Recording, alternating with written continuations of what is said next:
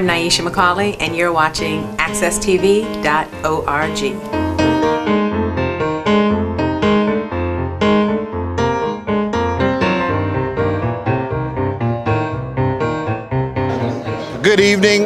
This is Russell Williams with AccessTV.org, and we're here at the NAACP's annual Freedom Fund affair. The NAACP, which has been the vanguard for civil rights in this community and throughout this country, is celebrating this evening, and this is part of the reason why. We have entrepreneur Lee Fitzgerald Lester, and it's the second and the third with us, and they represent what's best about our community. He's an entrepreneur who has decided to come into the community and make a difference. And I wanted him to share with the viewers why the contribution to our community was so important and why coming to tonight's event was so important for him and his son to be a part of. Well, thank you for interviewing me, sir, and having my son and myself. Well, I'm a lifelong resident of Hartford, Connecticut. I'm born and raised in Hartford, and I own a barbershop called It's a G Thing, located at 2404 Main Street in the north end of Hartford. We talked earlier about my contribution.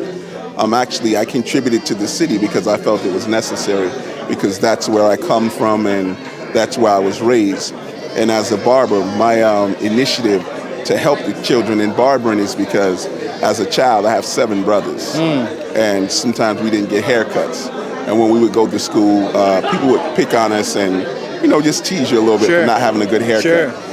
So what I've done since I'm a barber salon owner and salon owner is every year, we cut kids for free back to school. And so I opened in 1995. Okay. And in 1995, I opened up and, I started the Back to School Free Haircut Initiative. Whereas back to school is one of the biggest weeks for a barber throughout the year. Like we have about 3 or 4 major weeks that we make a lot of money, which is Easter, Christmas, Thanksgiving, and back to school. So I sacrificed one of our biggest revenue weeks just to give back to the kids, because I know that a haircut can mean the difference between a child enjoying his first day of school or having a bad first day of school. Just so our viewers know, a G Thing sits in the heart of the community, in the capital city, one of the poorest cities in this country. But Mr. Lester and his son's commitment to their community continues to be steadfast. I'm so glad that he decided to bring his son with us, because young men like his son are always very impressionable, and it's easy for them to look at others, but having him with his father must mean a lot to you this evening. Yeah, it means a little bit. What really got me to come here, besides my father, getting the chance to speak, was it being an NAACP, event. I figured that would have a lot of historical importance to me as a black man coming up in society today and through the system. Well said, young man, and you're well spoken. If you don't mind me asking, how old are you just for our viewers? I'm 17. 17. Young man who speaks with authority. You must be extremely happy, Dad, that he is who he is. Well, I'm definitely proud of him. I was telling him about a book that sits up on a mantle in our upstairs. It's a book actually about W.E.B. Du Bois. And I was telling him that he's the individual who was one of the leaders in starting the national advancement for colored people. And through his article, The Souls of Black Folks, which turned into a book, he kind of gave an outline as where he thought that we should go as a people, and how the talented 10 should play a major role in advancing African Americans within America.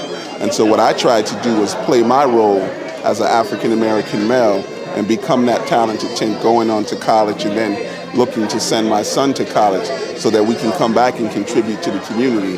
And, just show a little more positive things in our community more than so much the negative, because there are a lot of great things in North Hartford. I know that we have some problems, but there are phenomenal things going on up there. If you come up there, the business community is thriving. You have hard-working, honest people. We maybe have 1 or 2 bumps in the road, but with community involvement and working with the NAACP to, really sit with the people and meet and organize, we can eliminate a lot of that stuff. So what we have to do is collectively take our time to strategize as to how we're going to find a way to deal with the bumps within our community, and not so much use incarceration or imprisonment as an out, but have some prerequisite where we can just start helping individuals before they get in trouble, so that we can lay a foundation, give them an option like some kind of training or some kind of community involvement that are going to help them to go in a different direction before they become a bump in the road. This man's talking about solutions to problems this evening at the NAACP's event. This is what the NAACP brings out. This is what the NAACP is about. We are honored and we're grateful that you took the time, and you've taken the time to interview with us here at accesstv.org. All I can say is keep on keeping on. Yeah, we'll keep on keeping on. All right. Thank you so much for your time. And thank you for having us.